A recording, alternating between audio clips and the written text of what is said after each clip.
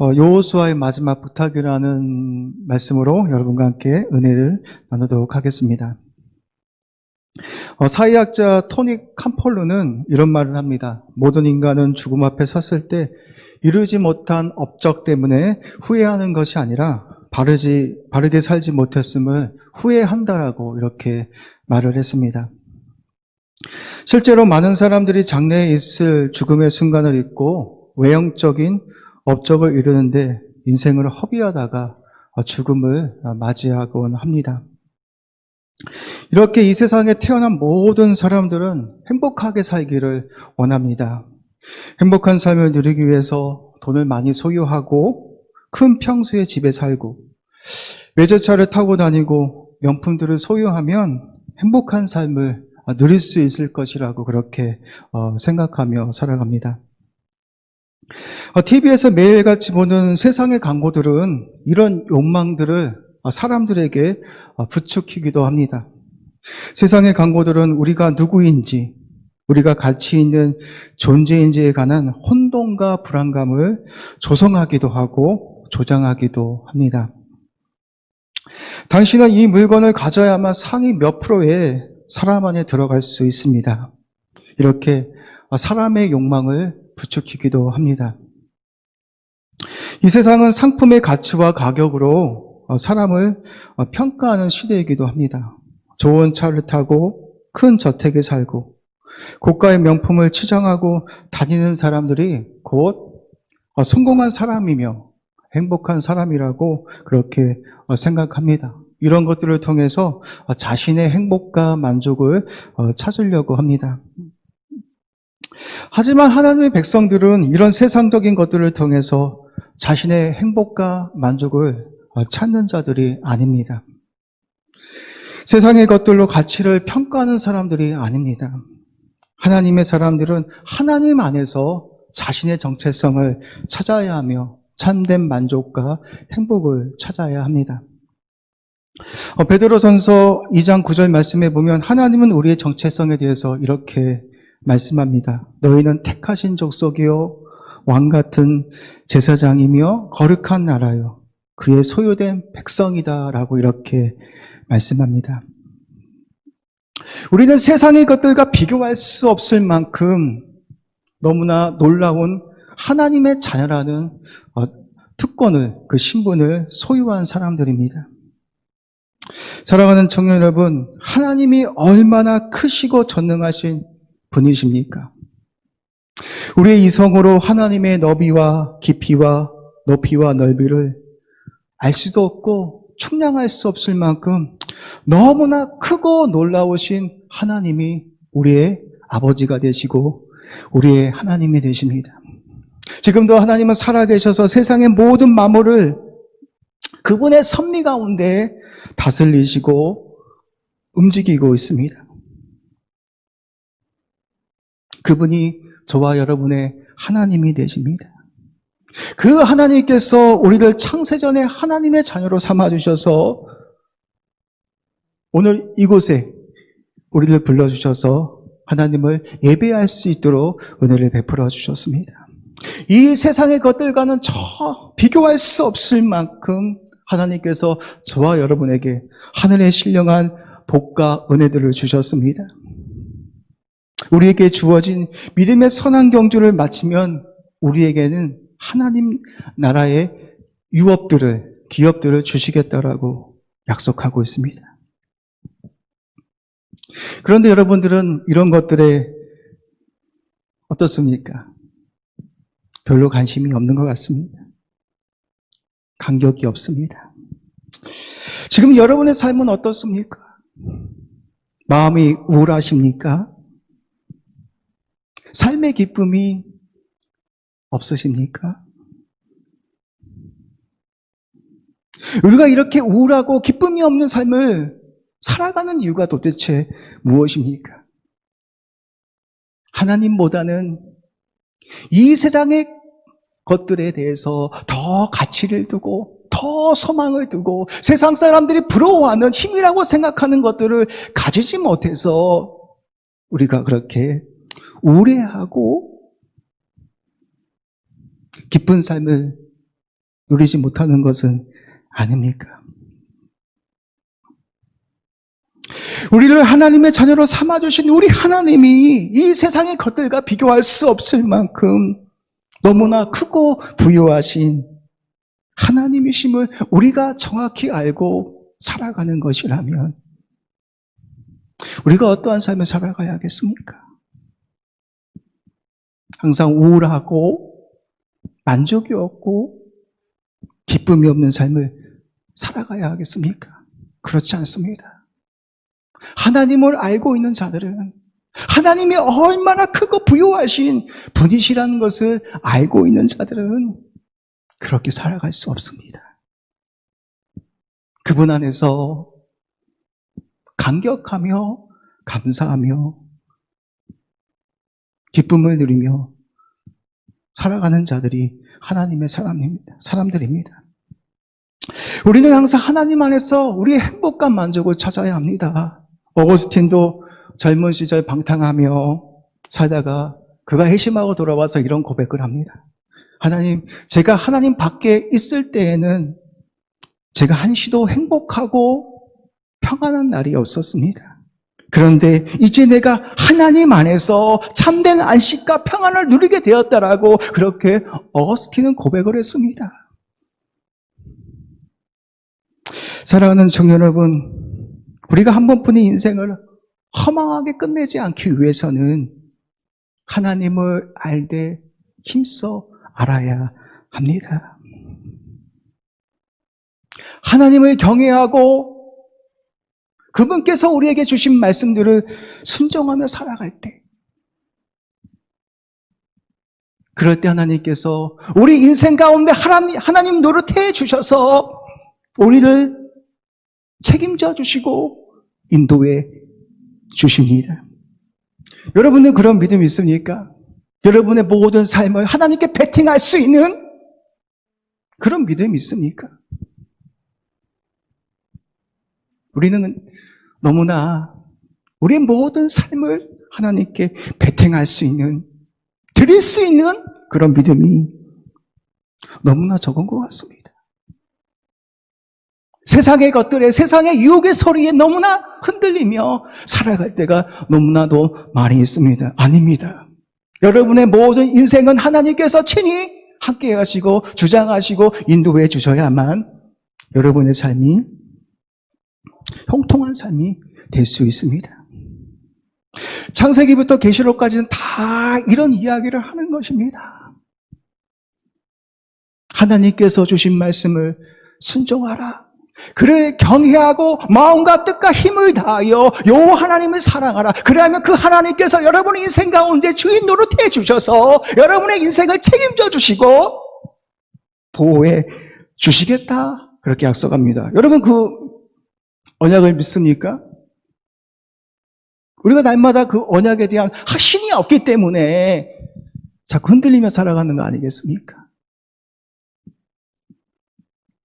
걱정되고 미래에 대해서 불안하고 그렇게 흔들리며 살아가고 있지 않습니까? 왜 그렇습니까?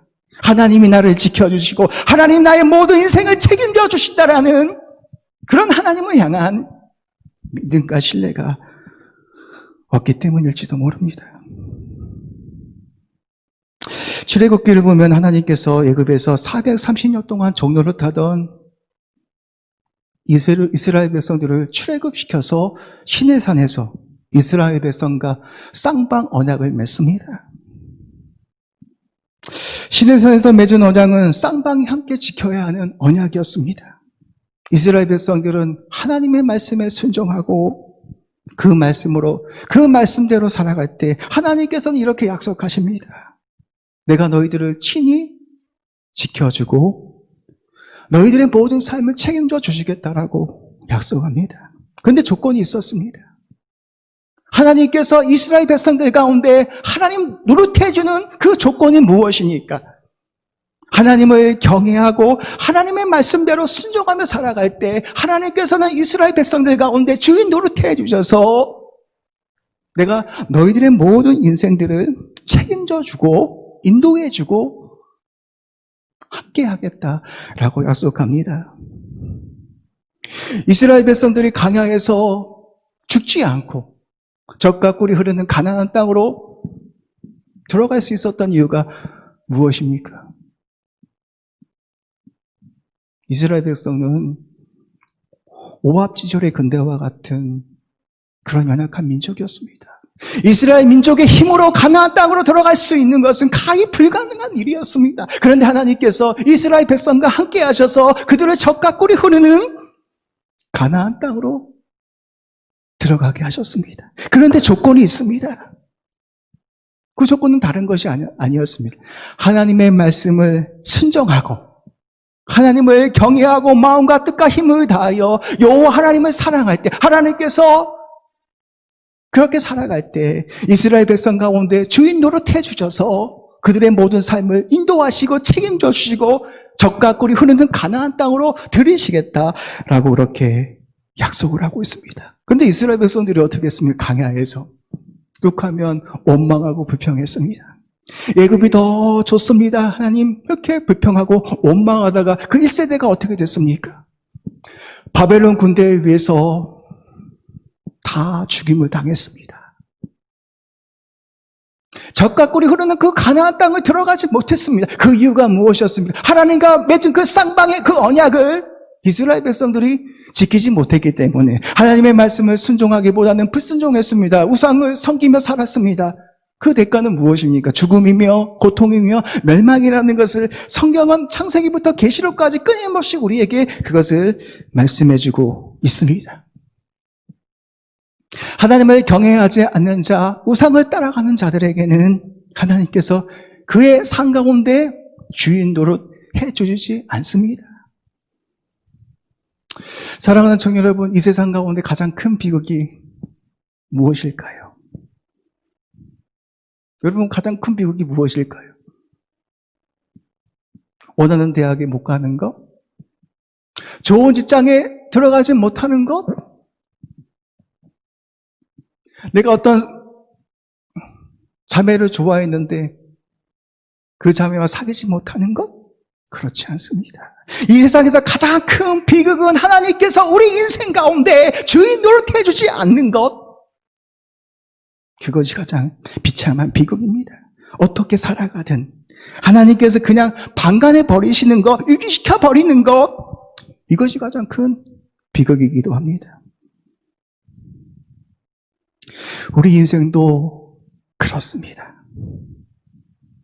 우리 또한 하나님의 말씀을 순종하지 않고 그분의 말씀대로 살아가지 않을 때 하나님께서 우리 인생 가운데에도 주인 노릇해 주지 않으실지도 모릅니다.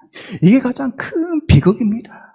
어떻게 살아가든, 네가 부자로 살아가든, 돈을 많이 소유하든, 명예와 명성을 누리든 하나님께서 아무런 관심이 없는 것, 이것이 가장 큰 비극이기도 합니다. 위대한 삶을 살았던 다윗이 자신의 죽음 앞에서 자신의 아들 솔로몬에게 어떤 이야기를 해줍니까? 아들아, 군사력을 키워라. 지혜와 총명을 많이 가져라. 돈을 많이 소유해라. 이런 이야기를 하지 않았습니다. 다윗은 죽음의 그 마지막 순간에 자신의 아들 솔로몬에게 이런 이야기를 했습니다. 열왕기상 2장 1절에서 3절 말씀에 보면 이렇게 말을 합니다. PPT 좀 띄워주세요. 열왕기상 2장 1절에서 3절입니다. 제가 한번 읽겠습니다. 다윗이 죽을 날이 임박함에 그의 아들 솔로몬에게 명령하여 이르되 내가 이제 세상 모든 사람들이 가는 길로 가게 되었으니 너는 힘써 대장부가 되고 내 하나님 여호와의 명령을 지켜 그 길로 행하여 그 법률과 계명과 율례와 준거를 모세의 율법에 기록된 대로 지키라. 그리하면 내가 무엇을 하든지 어디로 가든지 어떻게 한다고 했습니다. 형통하게 될 것이라 말씀하고 있습니다. 다윗은 마지막 그 죽음의 순간에 자신의 아들에게 다른 이야기를 하지 않았습니다.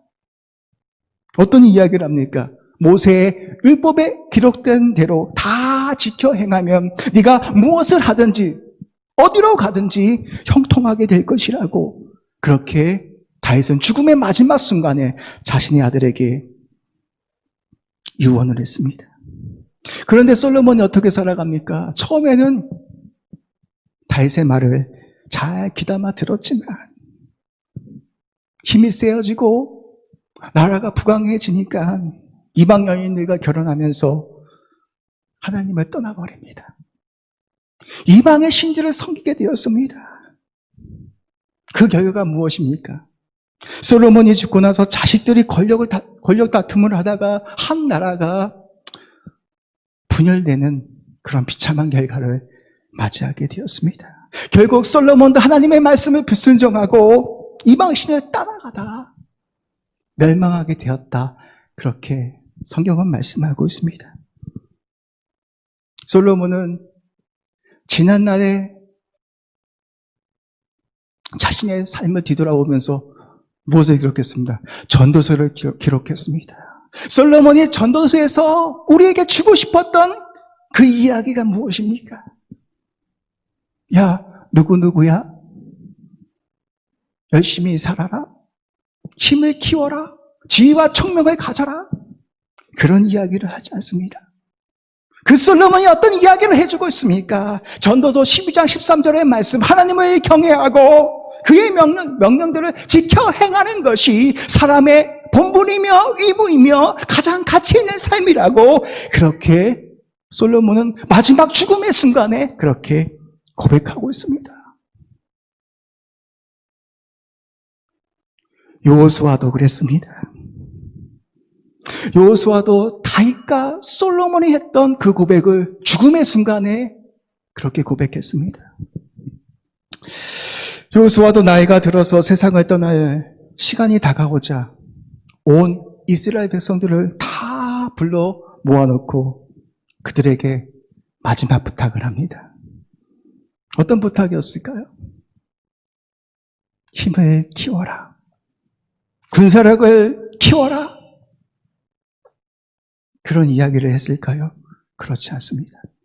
여호수아서 23장 6절에서 8절 말씀에 보면 여호수아는 이렇게 고백하고 있습니다. 한번 띄워주세요. 그러므로 너희는 크게 힘써 모세의 율법책에 기록된 것을 다 지켜 행하라. 그것을 떠나 우로나 좌로나 치우치지 말라. 너희 중에 남아있는 이 민족들 중에 들어가지 말라. 그들의 신들이 이름을 부르지 말라. 그것들을 가리켜 맹세하지 말라. 또 그것을 섬겨서 그것들에게 절하지 말라. 오직 너희 하나님 여호와께 가까이 하기를 오늘까지 행한 것 같이 하라라고 그렇게 마지막 명령을 하고 있습니다. 여호수아도 마찬가지로 그 죽음의 순간에 온 백성들을 모아놓고 이런 이야기를 하고 있습니다.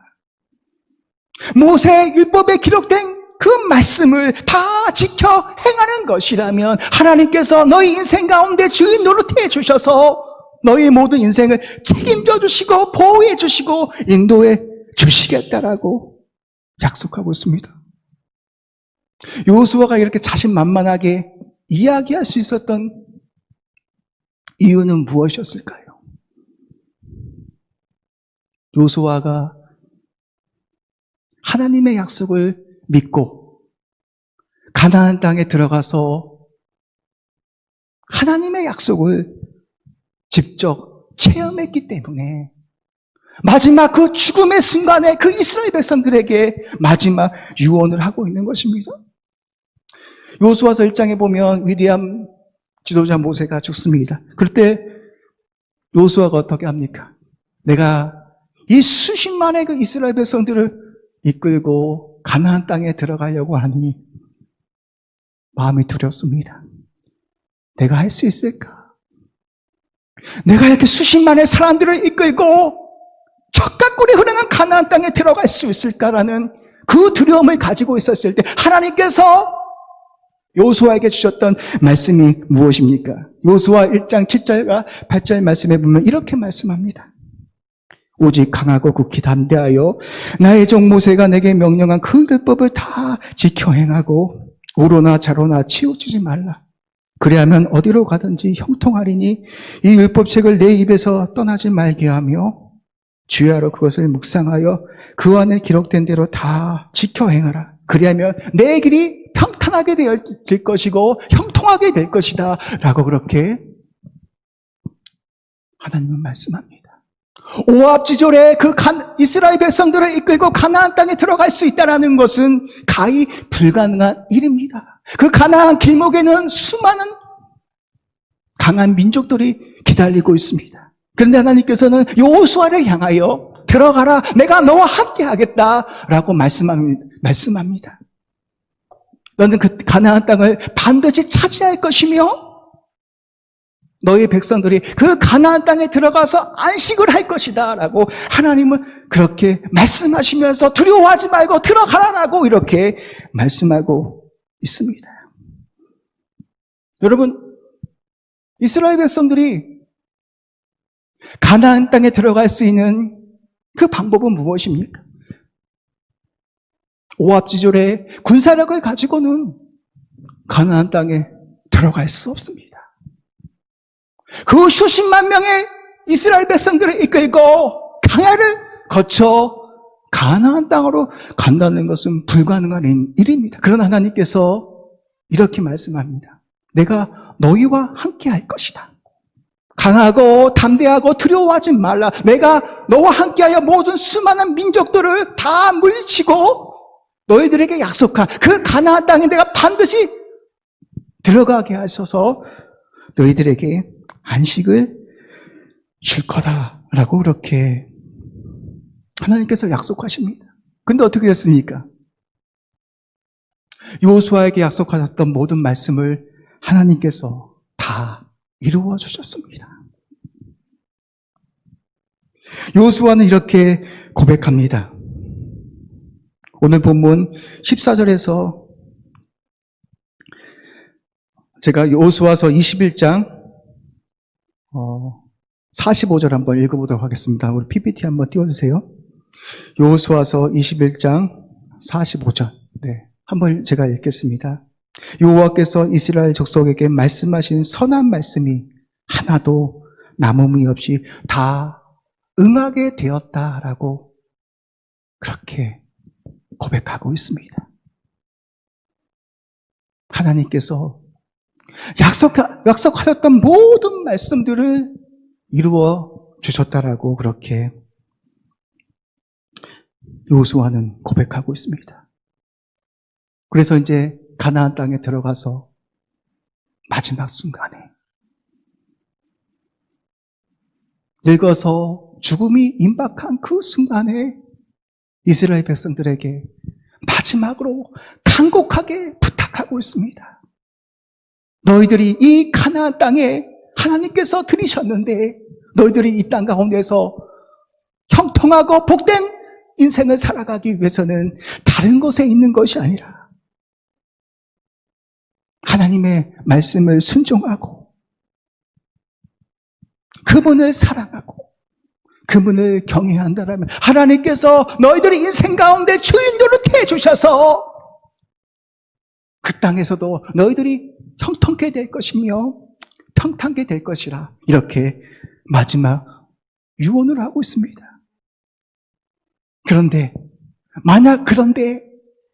하나님께서 들이신 그 아름다운 땅에서 너희들이 나를 버리고 우상을 따라가고 하나님을 경외하지 않고 불순종하는 것이라면 모든 불길한 말씀도 너희에게 임하사 이 아름다운 땅에서 너희들이 끊어지게 될 것이다.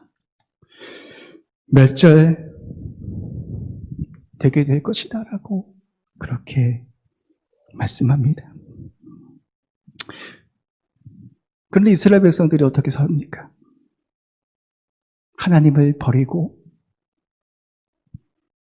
다른 신들을 쫓아가고 하나님의 말씀을 불순종하자. 이스라엘 백성들이 바벨론 군대에 의해서 다 멸망하고 말았습니다.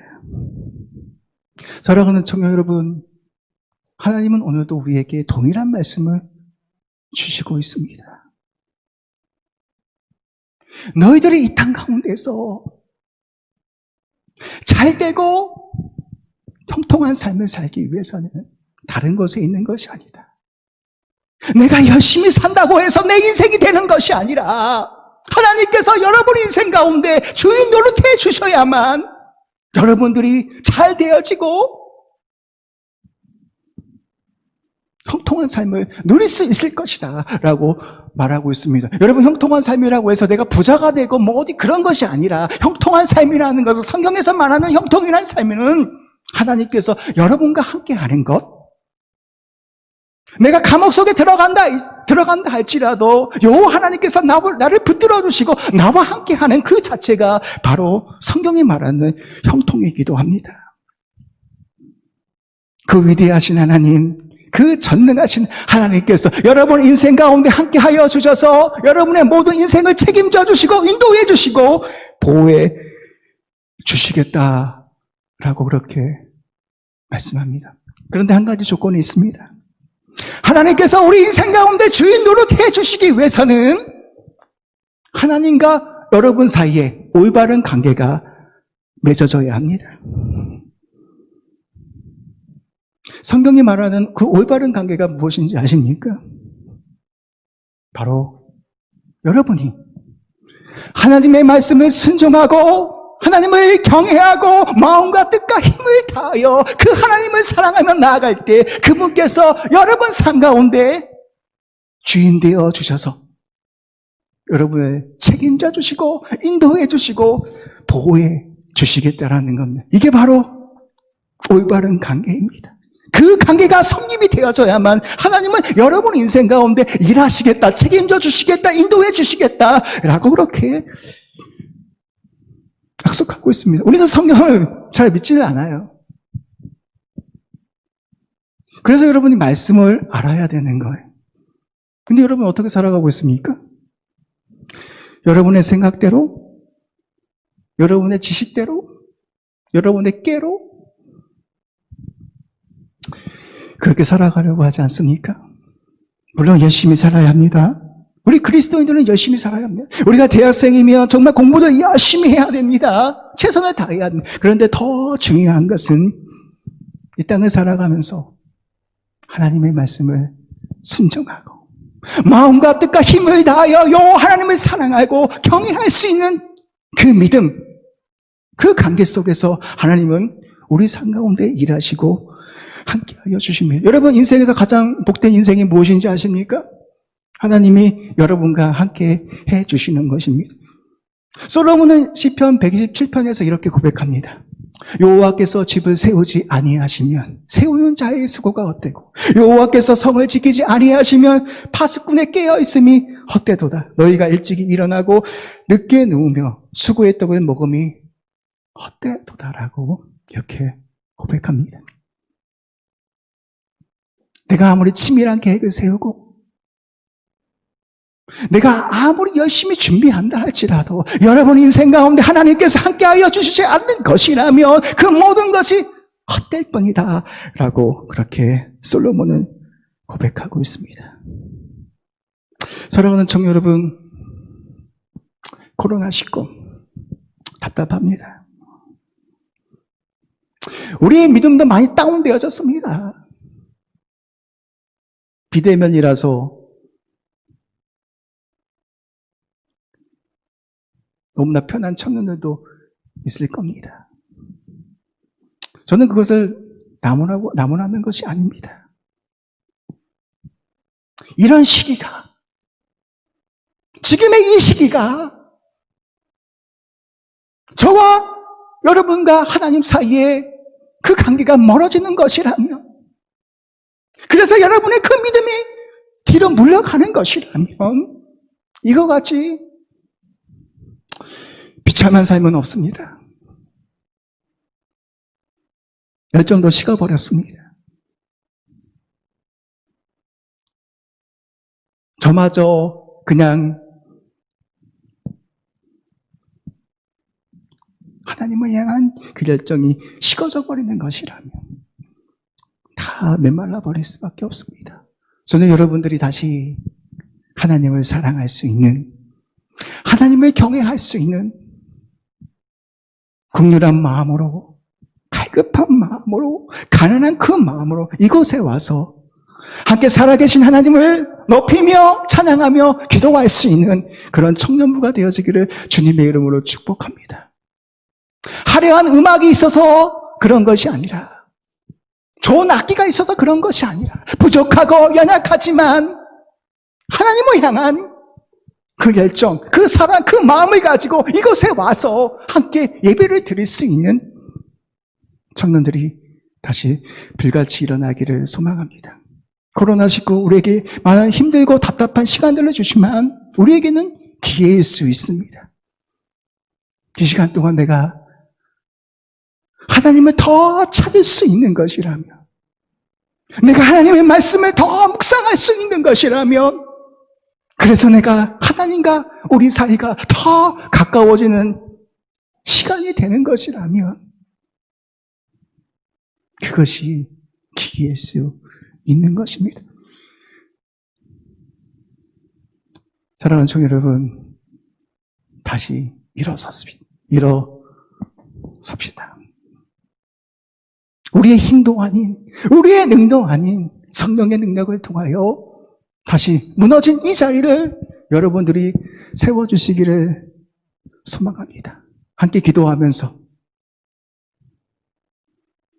이곳에서 다시 한번 찬양하면서 기도하면서 말씀을 들으면서 살아계신 하나님의 그 임재와 영광을 누리는 은혜가 있기를 소망합니다. 하늘에서 내려오는 그 은혜가, 그 평강의 은혜가 우리 모두에게 주어져서 하나님은 오늘도 살아계시구나, 하나님은 오늘도 나를 위해서 일하시는 분이시구나라는 것을 경험할 수 있는 그런 예배가 우리 청년부 예배 가운데 일어나길 주님의 이름으로 축복합니다. 내년에는 코로나가 이제 끝나서 우리 예배가 더욱더 하나님이 보시기에 기뻐 받으시는 예배가 되고, 또 수련회도 가서 함께 뜨겁게 찬양하고 예배하고 기도하는 그 순간이 왔으면 좋겠습니다. 제가 마이크를 들고 다니면서 여러분 한 사람 한 사람 기도해 주고 다 일어서서 뜨겁게 그 찬양할 수 있는, 그 찬양 가운데 하나님의 성령이 임하여서 우리를 만져주시고 우리를 회복시켜 주시는 그런 은혜가 다시 한번 우리 산성교회 청년부 공동체 안에 일어나길 주님의 이름으로 축복합니다. 오늘 말씀을 기억하시면서 하나님의 말씀을 순종하고